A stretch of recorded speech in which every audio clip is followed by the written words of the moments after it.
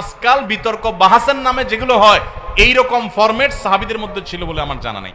এখন তো বিতর্ক বাহাস মানে হলো মার মার কাট কাট, মুসলমানদের সর্বাঙ্গে ব্যথা, হাজারটা বিপদ, হাজারটা সমস্যা।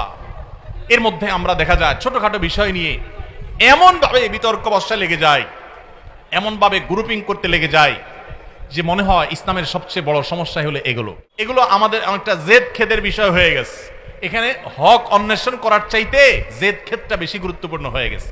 এই জন্য আজকাল যত বিতর্ক বাহাস হয়, ইন্টারেস্টিং বিষয় হলো এগুলোতে কেউ হারে না, কেউ হারেনি।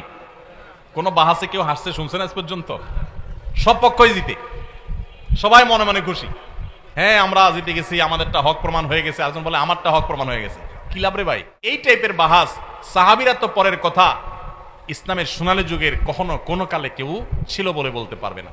বিশেষ করে সোশ্যাল মিডিয়ার উন্মুক্ত প্ল্যাটফর্মে যেখানে ইসলামের শত্রুরাও আছে, সেখানে তাদের কাছে হাসির পাত্র হওয়ার মতো অনেক কাজ আমরা করছি। কেন আপনি কোন হুজুরের পক্ষ নিয়ে এসে আরেক হুজুরের গালি দিয়ে নিজের ঈমান আমল নষ্ট করতে আসেন? কে শিখেছে আপনাকে ইসলাম?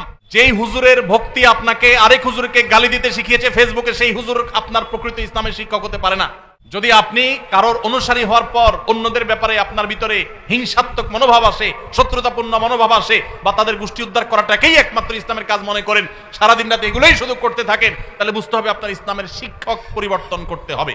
শত শত আগুন ইসলামের উপরে লেগে গেছে আজ, আর আমরা ব্যক্তিগত বিষয়গুলো নিয়ে আমরা একের বিরুদ্ধে অন্য কাদা ছড়াছড়ি করছি।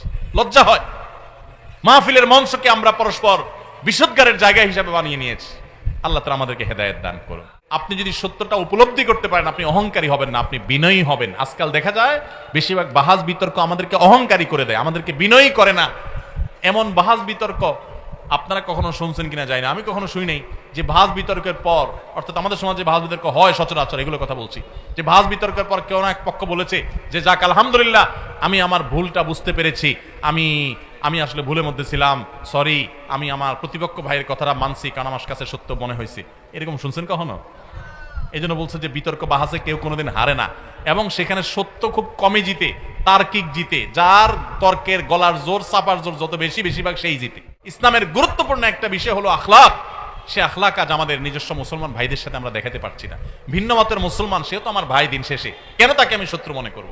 আল্লাহ আমাদের সবাইকে উদারপন্থী মুসলমান হওয়ার তৌফিক দান করুন, ধৈর্যশীল সহনশীল মুসলমান হওয়ার তৌফিক দান করুন, আখলাকওয়ালা মুসলমান হওয়ার তৌফিক দান করুন।